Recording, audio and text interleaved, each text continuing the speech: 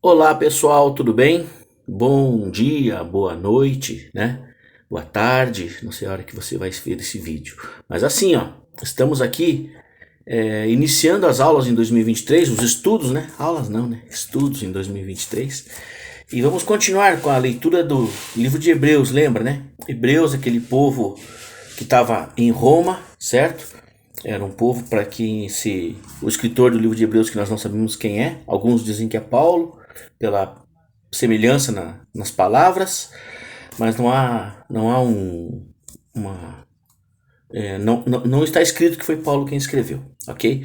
Então, o capítulo 7 e o capítulo 8, nós vamos hoje avançar nesses capítulos 7 e 8, tá bom? Vamos mudar um pouquinho, eu vou estar pedindo que você leia o capítulo 7 e o capítulo 8, tá bom? E aí nós vamos fazer o estudo sempre baseado nas leituras que já fizemos antes, para nós podermos avançar mais rapidamente, tá?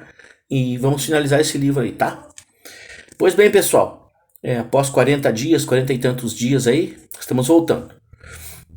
Hebreus no capítulo 7, certo? Começa como? Começa com, deixa eu abrir aqui, certo? O escritor aqui falando da necessidade de um novo sacerdócio, certo?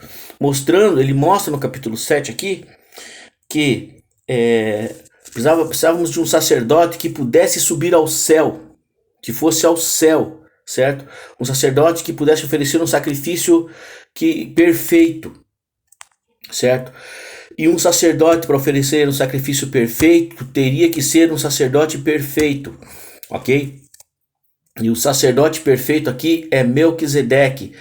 Aquele Melquisedeque que nós já vimos nas duas últimas aulas, a última aula, a penúltima aula do ano passado, certo? Falando a respeito desse Melquisedeque, que era quem? Era aquele que teve lá com Abraão, quando Abraão voltou da guerra, né, contra aqueles reis que se associaram contra Abraão. E Abraão voltou vitorioso, e Abraão ofereceu o que? Deu oferta, deu dízimos de tudo, toda aquela guerra, e toda a guerra deu o dízimo para ele. E ele recebeu aquilo, e ele deu pão e vinho, certo? Para Abraão, né? Então, o abençoador é maior que o abençoado. Isso aqui ele vai esclarecer aqui, tá certo? Então, que mais? O escritor de Hebreus, ele é desconhecido, e mostra a necessidade de um novo sacerdócio, certo? Porque o sacerdócio aqui está mostrando, né? É só uma figura. Deus pediu lá no deserto que fosse feita uma tenda. Essa tenda, né? E fala assim, Moisés, preste atenção para você fazer igual esse modelo que eu estou te mostrando, tá? Um modelo celestial que tem lá no céu. Existe também um templo, um santuário celestial, certo? Não é uma tenda de lona, de pele de animais, de texugos, de coisa assim, mas é um templo perfeito. E o que acontece? Jesus, certo? Jesus é esse Melquisedeque, tá bem? Então, todo o Antigo Testamento vem apontando para Jesus Cristo, e Paulo está ensinando os hebreus, os israelitas, certo? Que todo o Antigo Testamento apontava para esse sacerdócio messiânico de Jesus, tá? Do Messias, Jesus Cristo. E chega um determinado momento lá, no capítulo 5, capítulo 6, ele fala assim, ó, tinha tanta coisa para falar para vocês, mas vocês são como crianças, tem que dar papinha para vocês. Ele vai falando a respeito dessa forma para esse povo, sabe? E um povo que conhecia a palavra, conhecia a lei, mas eles não conseguiam sair da lei, eles não conseguiam entrar no mundo espiritual, perguntar, indagar, certo? E não conseguiam receber o sacrifício de Jesus como o sacrifício perfeito. Porque aqui na terra, Jesus, Cristo, quando veio para a terra, ele veio como Cordeiro de Deus. Tanto é que João Batista fala para João e para Felipe, se não me engano, quando Jesus passa, ele fala assim, ó, João Batista fala assim, ó, o primo de Jesus: eis o Cordeiro de Deus que tira o pecado do mundo. Eis o Cordeiro de Deus. Então, ele declara que Jesus era quem? Cordeiro naquele momento.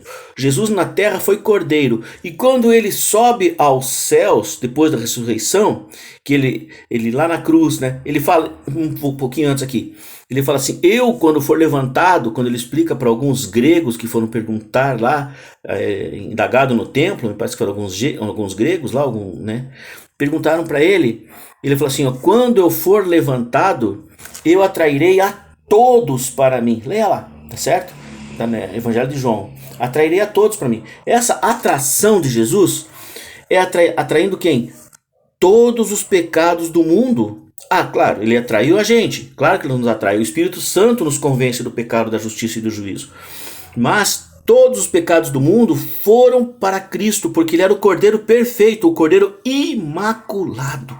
O Cordeiro que não tinha pecado nenhum. O mundo cheio de pecado. Não cabe mais pecado no mundo. Não cabe mais. Está entupido de pecado. O que aconteceu? Aparece um santo, um cordeiro perfeito. E o diabo sempre buscando naqueles cordeiros mortos lá, aqueles cordeiros, aqueles carneirinhos lá. Quando ele olha para aquela cruz, todos os pecados do mundo são lançados sobre Cristo. Tanto é que em um determinado momento Jesus fala assim, ó, Deus meu, por que me desamparaste? Ok? Porque diante de tanto pecado, tanta inundação de pecado, ele se sentiu, certo? Abandonado por Deus. Porque realmente a carga foi muito grande, pessoal. Imagina a carga do universo todo, a responsabilidade daquilo. Amém? Então, indo para frente. Quando ele sobe aos céus para ser sumo sacerdote, segundo a ordem de Melquisedeque, imortal, porque ele não morreu. Ele morreu na cruz, mas ele ressuscitou e subiu aos céus como um sumo sacerdote humano. Pessoal, e intercede por nós. É a coisa mais linda do mundo. Isso é coisa tremenda, tá ok? Vamos lá agora, vamos avançar um pouquinho. Agora eu vou falar para vocês do capítulo 8. O novo sacerdócio novo. Quando ele ressuscita e fica 50 dias, 45, 50 dias aqui na terra, ele vai aos céus e é recebido nos céus como sacerdote, sumo sacerdote, segundo a ordem de Melquisedeque.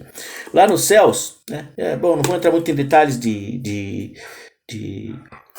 letras, de palavras, que as palavras esclarecem muito no grego, aqui no grego, no hebraico, quando a gente busca um pouquinho mais, e o Espírito Santo unge a gente para isso, tá ok? Mas, o que vai acontecer? Ele é nosso mediador perfeito, porque ele conheceu todos os nossos pecados, não pecou e intercede no céu, certo? Então aqui na terra, ele foi cordeiro, que tirava o pecado do mundo, tá? Agora, ele é filho de Deus, ele sempre foi filho de Deus. E o que acontece? Ele como intercessor lá no santuário celestial, diante do Pai, Deus fala assim, tu és meu filho, este é o meu filho. Ele declara para os anjos do céu, tu és meu filho. E quando ele chama Jesus de filho, sabe como é que Jesus responde para ele? Ele responde para ele, Pai nosso. Deus fala assim, filho meu. Ele fala, Pai nosso. Vocês estão entendendo? Essa ligação é por quê? Porque Jesus é o cabeça da igreja. A igreja é um corpo de crentes, de pessoas arrependidas, convertidas, certo? Que procuram levar a vida de acordo com o cristianismo, aceitando a morte de Cristo para ressuscitar com ele, ok? Então olha que coisa linda. E quando Jesus chega lá no céu, certo? Ele intercede por nós com gemidos inexprimíveis, certo? Ele e o Espírito Santo também, né? Claro. Mas o que acontece? Deus não resiste à voz de Cristo. Ele não resiste à voz de Jesus, porque ele é o filho amado.